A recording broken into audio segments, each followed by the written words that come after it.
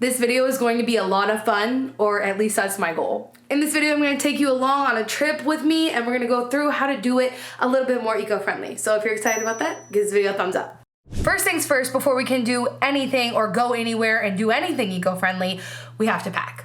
Finding a sustainable and long-lasting suitcase is a good first tip. This one is made of plastic water bottles. I got it from an outlet store, but whatever you have is going to work perfectly fine. What's more important is what you put inside your suitcase. For instance, the more we pack, the more weight there is in our car or on public transit or on the train, and that's not great. So packing as light as you can is a really good option. Also, packing minimally so that you can make the most of what you're bringing is a good idea. That's why most of pretty much everything in my suitcase is black and white. Also because I'm basic. Where this gets a little bit more complicated is we're headed somewhere where it's actually going to be quite cool compared to where I live currently. And that's kind of my favorite season. So these are all the sweaters I have to go through and decide which ones I want to take. Layers are a really, really good idea when you're traveling to pack light so that if you're cold, you can put on a layer. And if you're not, you can take it off, but you didn't have to pack like a super heavy coat or a different type of outfit. Another eco hack I like to use specifically when I'm traveling and I'm flying is using stasher bags. Now, not only for purposes of getting through TSA, because these do count as clear bags for TSA, but also to put things like bars in and to put snacks in for while you're at the airport, so you can avoid any snacks in packaging. We'll get to what I'm packing in my backpack a little bit later, but these are actually shampoo bars, which I highly recommend if you're trying to travel more sustainably to go with bars, because they're going to not cause you the headache at TSA with trying to figure out if your liquids are small enough. They're less weight because they don't have all that water added, and they're just really super easy to travel with. I put this peach shampoo bar because I'm testing it out for another trying all these zero waste shampoo bars video part 2 for you guys. I'm gonna throw this in with my stuff. And of course, the things that I keep in my backpack on a regular basis are going to come in handy on this trip as well. I actually just got a new backpack, which I'm very nervous about, especially to be testing for the first time on a trip that's, I think, 10 days long. So this backpack is about to go through it with me, be put to the real test. But some things you can't forget when you're traveling are obviously your reusables. This is the water bottle that I typically use on an everyday basis, but this water bottle is also a really good option, and the one that Madison is gonna use, because if you're traveling somewhere where you're not sure if the water is gonna be safe or clean, you can use this one, which has a filter in it. Like I said, stasher bags have several uses for when you're traveling. I definitely always try to pack some snacks. These are some homegrown sunflower seeds that we just roasted a couple nights ago. Then we've got the usual essentials. I always have to have a camera on me. We've got my to-go wear set so that I have fork, knife, all that kind of stuff whenever I need it. We've got a reusable grocery bag in case I need that while we're out. My sustainable battery bank that's made of recycled materials and all that good stuff. If you want to see more about what I keep in my backpack on an everyday basis, I actually have a video all about that. I'll link it up here in the corner, but I gotta get finished packing so that we can head out.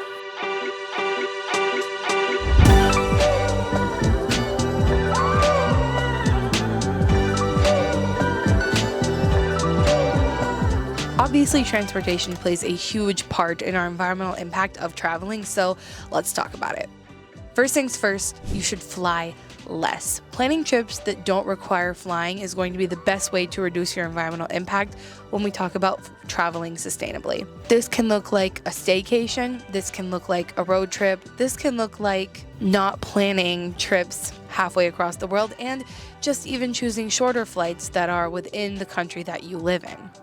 But as someone who is from Texas and the United States in general, I understand that is very difficult and not everybody can or even is willing to give up flying. So I have some tips for when you do fly. Number 1, stay longer.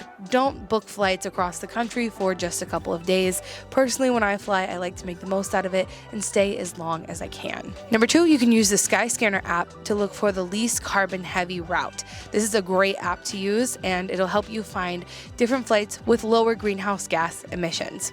You can also choose non-stop flights because typically the majority of the greenhouse gas emissions come from takeoff and landing, and if you only have to do that once, inevitably your carbon footprint of your flight is smaller. You can also choose a more sustainable airline. So I choose to fly Alaska Air as often as possible.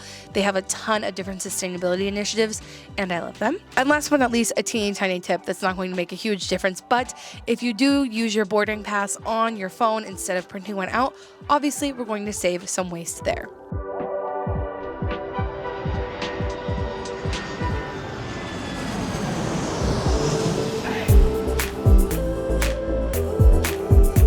Aside from flying, when you get to your destination, it's a great idea to choose different forms of transportation. Public transportation, obviously, which we're going to get to in just a second. But if you need to choose a ride share and you're deciding between all the different options, Uber and Lyft, Lyft is going to be your best option because they actually offset the carbon footprint of all of their rides. I always choose Lyft for this reason, and so if you are looking into ride sharing services, highly recommend.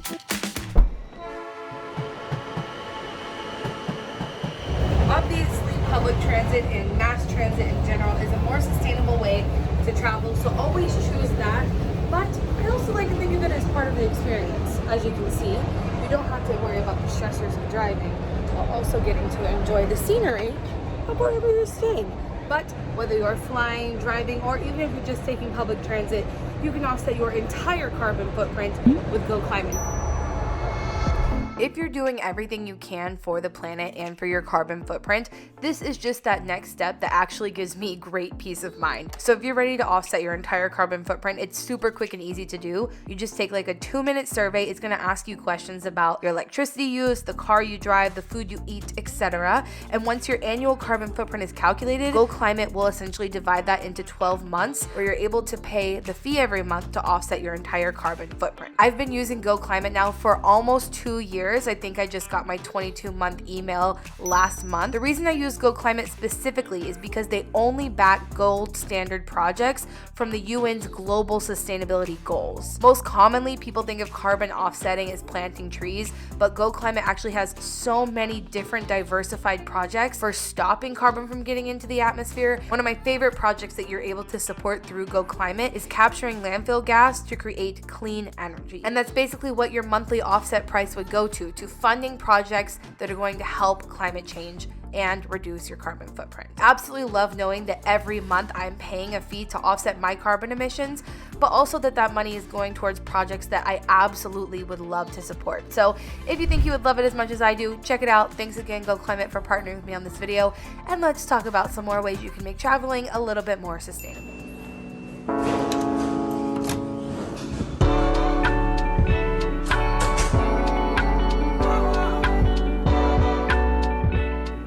Honestly, when it comes to finding an eco-friendly place to stay, it's a little bit challenging unless you're going to one of the most touristy destinations in the world. I always recommend starting your search by simply Googling the city you're going to and green or eco-friendly hotels.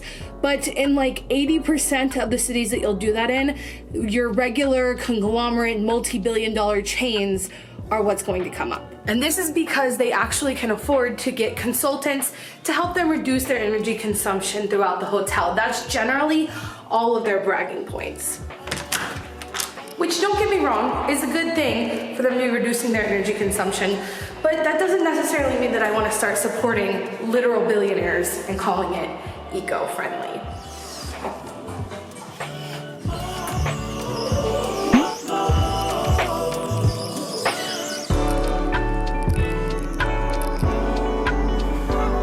Instead, I would personally recommend looking into boutique hotels, hotels who have certifications for their energy efficiency or reusing reusable materials, composting, all that sort of stuff. I actually wrote a whole blog post about how to find a more eco-friendly place to stay, which I'll leave linked below, but I'll give you a few other resources to look for right now.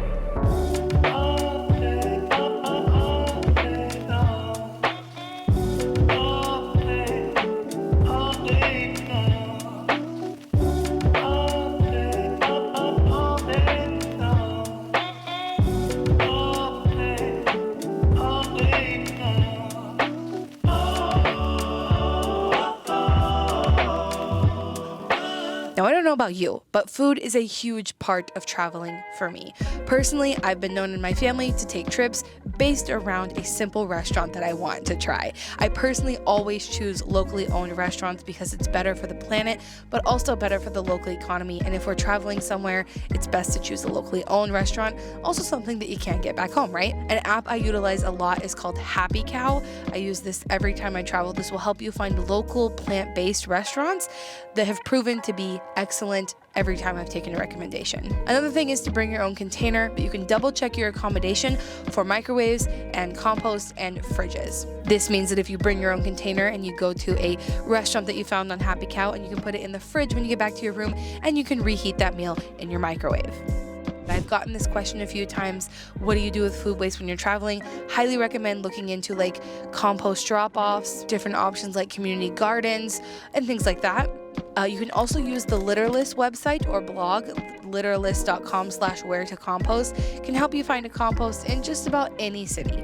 Also, if you are traveling in this weird time we're living in, a little bit post-COVID, a little bit not so post-COVID, definitely if you're getting takeout, bring your own utensils and stuff like that so that you can reduce your waste there. Now, when it comes to activities, I personally like to base my travels around outdoor free activities. Things that have very little impact on the environment, things I don't have to pay money for, and things that I can't see back home. So one of the things I always prioritize is leaving no trace, making sure that wherever I'm traveling, wherever I'm spending time in nature, I'm obviously not leaving an impact on it. Now, this can be in terms of waste, but I'm also talking about in terms of environmental impact, things like walking into wildflowers, not using the paths provided, all that sort of stuff falls into leave no trace. So make sure you're cleaning up and make sure you're not destroying the landscape around you. Like I said, we prioritize free things, but also prioritize unguided tourism most of the time. On occasion, we will do things like take a bus tour, which is a pretty low emissions way to see a lot of the city. Also, just wanted to pop in here and say that renting a bike is an awesome option when you're traveling for seeing bigger areas of space without having to take so much time. It's beautiful, fun, and better for the planet. If you're not in a city, a really cool thing that we've done recently is choose eco tours. So these are things that prioritize, like I said, not destroying the landscape, not having a harsh impact on wildlife. Recently, most notably, we went to Florida and took an eco kayaking tour with manatees. We specifically chose the eco tour, which meant that we learned about how their habitat had been impacted by humans. We did not swim with the manatees, which other groups would let you do. And our guide made sure to tell us not to reapply sunscreen on the water, as it does really bother the manatees. So obviously avoid any animal exploitation, and if you get the chance, volunteering where you are visiting is an awesome opportunity to get to know a little bit more about the area that you're traveling to, but also to give back a little bit to the community that you are currently traveling in. Now, souvenirs are not something that I buy super often, but when I do, I try to thrift them. I have searched many a thrift store looking for a sweatshirt or a t-shirt with the city that I am visiting in. Its little like logo or saying on the shirt. That doesn't always work out, but when I was in DC, I did find a red sweatshirt that said Maryland on it. Emmy from Sustainably Vegan tried to talk me out of buying it, but that's now a sweatshirt that Madison wears all the time, and I'm so happy that I was able to find it. So if you're not going to thrift your goods, you can also support local people who are making art, making figurines, and support their work. And speaking of something I said just a second ago about reapplying sunscreen and it being harmful to wildlife, if you're traveling, sunscreen is super important if you're pale like me, so always choosing sunscreens that do not have ingredients in them that will harm wildlife or anything that you're going to come in contact with is super, super important. I think I hit on all the notes that I wanted to for this sustainable traveling video, so I hope you liked it. If you did, please give it a thumbs up. Also, don't forget to check out today's sponsor, which is Go Climate. Like I said, I've been using them for a couple years and could not recommend them more. To see more of my recent travels, you can go follow me over on Instagram. I post on my stories almost every other day, and I'd love to have you over there. And remember, until next time, you cannot do all the good that the world needs, but the world needs all the good that you can do. Bye, guys.